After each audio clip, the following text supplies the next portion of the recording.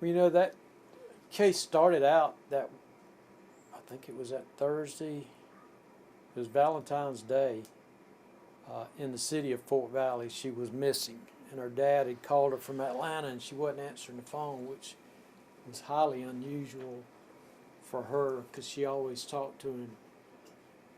And then it rocked on, and that Sunday they found out that she was last seen in the county.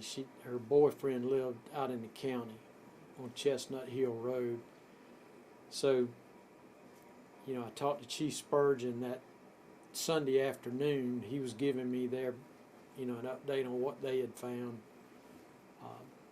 So we discussed coming in that Monday morning and starting out with a task force, because at that point it was obvious something was wrong. So we met that Monday morning with the GBI, asked them to take the lead on it, and from there we started developing search patterns based on that last location she was seen, which was in the county. And you know, I remember it was cold, rainy days.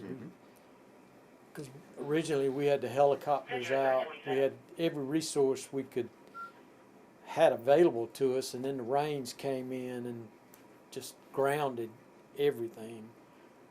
So then we started doing, you know, they found her car in the city, and we had it in our garage out here. We had it in the garage out here, and we was looking under it, and you could see all the mud and the grass in the grill. So we just came up with a game plan about, let's go out in that area and look for those particular kind of weeds that was stuck out of the front.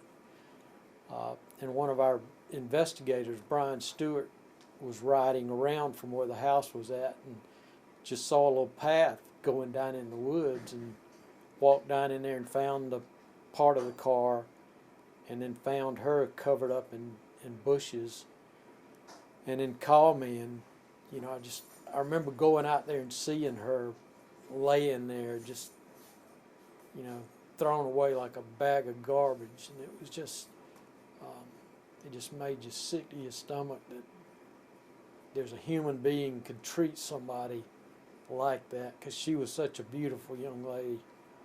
We all knew her from, she was a waitress at one of our restaurants. That case was really hard.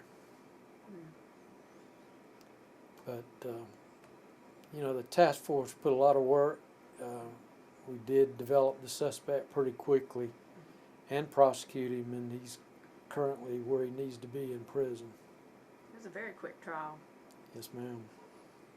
And, you know, we talk about modern technology, but there was a lot of modern technology used on that case with those smartphones, and being able to track everywhere the suspect went and how long he stayed in certain places. And it was a very interesting case to sit back and just watch and listen to. The DA's office did a fantastic job prosecuting it, and it didn't take the jury no time. I think that's the first time that we actually towed the car to the courthouse for the jury to look at. And you know, there were a lot of objections from the defense attorney. They took time for the jury to go outside and look at the car. Yep. And you know, it was all hands on deck. We put everything out there we had and convicted him.